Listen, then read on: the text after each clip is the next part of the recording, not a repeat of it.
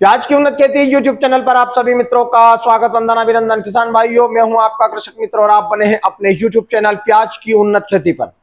पहले तो प्याज की उन्नत खेती परिवार को दशहरे की राम राम। और आगे किसान मित्रों, हम बात करते हैं जिस प्रकार से हम एमपी के किसानों की बात करते हैं, महाराष्ट्र के प्याज किसानों की बात करते हैं, अलवर के प्याज किसानों की बात करते हैं, गुजरात के प्याज किसानों की बात करते हैं, साउथ के आंध्र प्रदेश और कर्नाटक के प्याज किसानों की चर्चाएं करते हैं, हमारे यूट्यूब चैनल पर करते रहते हैं। तो आज किसान मित्रों, हम हमारे इस वीडियो के माध्यम से हम अलवर के किसानों की बात करने वाले हैं, क्योंकि अलवर के प्याज का ढिंडोरा एक बार फिर सोशल मीडिया पर बजने लगा है कि अलवर का प्याज 20 अक्टूबर के बाद बाजार में आने वाला है। इसी तरह से ढिंडोरा पीटा गया था 15 अगस्त के बाद आंध्र प्रदेश और कर्नाटक का प्याज मंडियों में आने वाला है। क्या हुआ? कुछ भी नहीं हुआ। बारिश ने आंध्र प्रदेश और कर्नाटक के प्याज किसानों की हालत खराब कर दी और इधर बांग्लादेश ना खुलने से उन किसानों को बहुत ही ज्यादा आर्थिक नुकसान उठाना पड़ा। एक तो बारिश की वजह से प्याज खराब हुआ, दूसरा बांग्लादेश का निर्यात इस बार नहीं हो पाया, इसलिए वहां के किसानों को दोहरी मार पड़ी और उनका प्याज बारिश की वजह से किसी भी अन्य प्रदेशों को आज तक लोडिंग नहीं हो पाया है। ऐसे में ढिंडोरा पीटना नहीं चाहिए कि जल्दी प्याज आने वाला है। कुछ प्याज आ जाते हैं जो किसान मित्र के प्याज में बीमारियां लग जाती है या फिर थोड़े बहुत एरिया में जल्दी प्याज लगता है, वह आता है, लेकिन उसका बड़े पैमाने पर उसका प्रचार करना एक गलत संदेश जाता है। वह गलत संदेश आज तक वहां के किसानों को दुख का कारण बना हुआ है। वहां बारिश ने नुकसान किया, निर्यात नहीं हुआ, माल लोडिंग के लायक नहीं हुआ।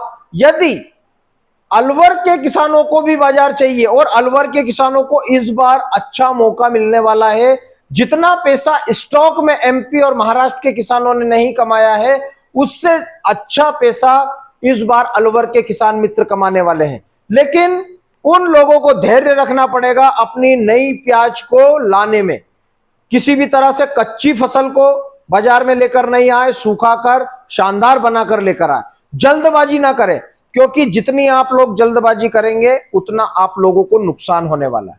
क्योंकि महाराष्ट्र में भी प्याज रखा हुआ है, मध्य प्रदेश में भी रखा हुआ है। जब तक पुराना प्याज 10% 5% नहीं रह जाता, जब तक अलवर के किसानों को बाजार नहीं मिलेगा। इसलिए अपने प्याज को निकालने में किसी भी तरह की जल्दबाजी ना करें। इस बार 15 नवंबर के बाद आप ही के प्याज हैं, नए प्याज कहीं से भी आने वाले नहीं है। महाराष्ट्र में बारिश हुई है,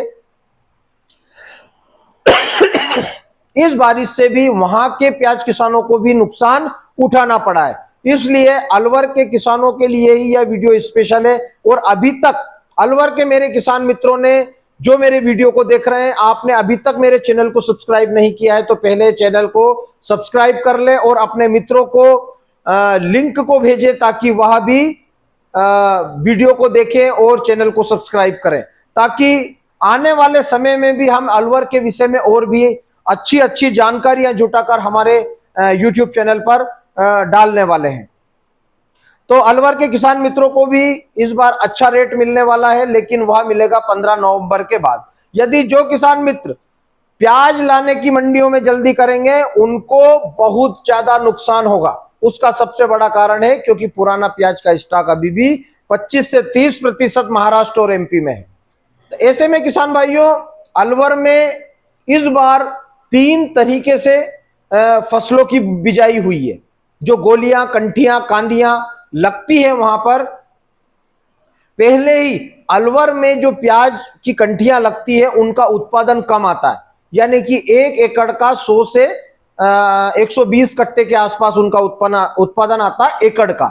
तो ऐसे में उन लोगों को उत्पादन कम आ रहा है, तो उनको यदि 20 रुपए का बाजार यदि नहीं मिला, अलवर के किसानों को यदि 20 रुपए से कम का बाजार यदि मिलता है, तो उनको किसी भी तरह से कोई प्याज में फायदा होने वाला नहीं है। जिस प्रकार से इस बार निर्यात ना खुलने की वजह से और सरकार की कुछ गलत नीतियों की वजह से। सरकार कहती है कि हम हमारी विदेश नीतियों को सुधारेंगे। पहले आप अपने घर की नीति को सुधारिए। नाफेड और एनसीसीएफ के माध्यम से प्याज की खरीदी बंद कीजिए। यदि प्याज किसानों को आप राहत नहीं दे सकते, प्याज किसानों को आप किसी भी प्रकार की सब्सिडी नहीं दे सकते, तो आप लोगों को प्याज खरीदने का अधिकार भी आप लोगों को खत्म करना चाहिए। सरकार को नाफेड और एनसीसीएफ को खत्म करना चाहिए, क्योंकि नाफेड और एनसीसीएफ जब से प्याज के बाजार में उतरा है तभी से किसानों के गले के ऊपर छुरियां लगना शुरू हो चुकी है। आपने प्याज की खरीदी की, किस लिए की? जब प्याज का बाजार बढ़े उस टाइम पर आप लोग मंडियों में प्याज लेकर आए।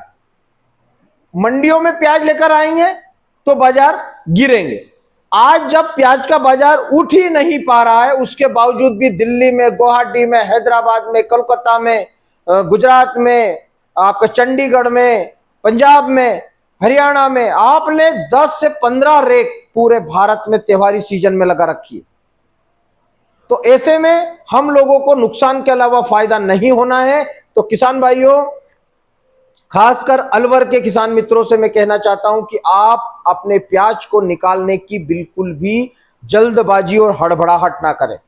यदि आपने हड़बड़ाहट की, आपने जल्दबाजी दिखाई, तो किसी भी तरह से आप लोगों को बाजार नहीं मिलने वाला है। यह आप लिख कर रख लीजिए। यदि आप लोगों ने समझदारी के साथ में अपने नए प्याज का विक्रय किया है, तो आप लोगों को 20 रुपए तक का बाजार या 20 रुपए से ऊपर का बाजार जरूर मिल सकता है, लेकिन आपको इसमें होशियारी करना पड़ेगी। घबराहट में आप लोगों को किस प्रकार से अपनी फसल को हार्वेस्टिंग नहीं करना है। और अभी एक बार फिर बारिश का दौर मध्य प्रदेश और राजस्थान में दिखा रहे हैं। आदरणीय डिजिटल दरबार ने भी इनका अलर्ट जारी किया है। तो किसान भाइयों, यदि बारिश होती है तो आप लोग अगली फसल, जो आपकी आगाती जो फसल है, उसमें पहले ही ऑलरेडी बारिश की वजह से हम लोगों को नुकसान हो चुका है। बारिश होने का यदि अलर्ट 2-4 दिन में है, तो जो किसान अपनी प्याज की फसल को पानी देना चाह रहे हैं वह पानी ना दे। यदि आप पानी पिला देंगे और ऊपर से बारिश हो जाएगी, तो आप लोगों की प्याज की फसल में फिर से पत्तियों को नुकसान जरूर होगा। इसलिए इस बात का विशेष ध्यान रखें। तो किसान भाइयों, अलवर के किसान मित्रों के लिए ही यह वीडियो स्पेशल मैंने बनाया है। यदि वीडियो अच्छा लगे तो शेयर जरूर करें, लाइक करें और सब्सक्राइब करना ना भूलें। बने रहें मेरे साथ प्याज की उन्नत खेती यूट्यूब चैनल पर। जय बलराम, जय किसान, जय जवान।